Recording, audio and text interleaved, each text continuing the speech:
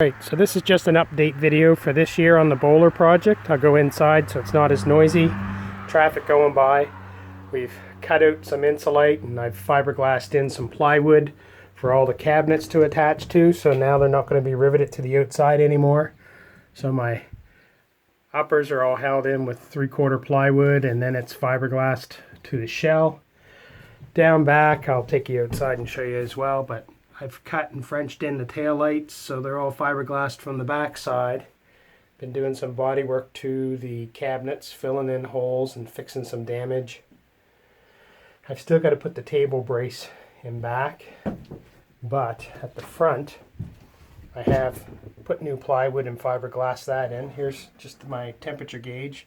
It's been as hot as 48 degrees, and then the negative 22 is from back in the winter time. And then where we go outside, this is my next task today, is just sanding in on the kitchen cabinet. I've built this back up because it was cut open quite a bit. And at the top here it was maybe only 1/4 of an inch maximum, so I've built that all down.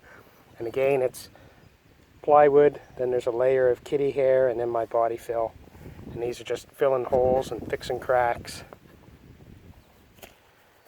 on the outside near the back.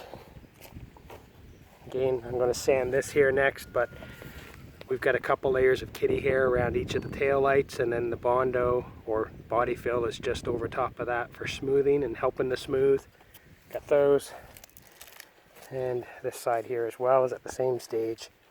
And then we've got our heater hole and water lines and plugs filled in because I'm not going to be using any of that stuff. And then the other week was new rims, well not new, repainted, and new tires. The fiberglass patch here I'm going to redo, cut it out. It's got a little wave in it that I'm not happy with, and since I've got some skills now fiberglass, and I think I can do a better job.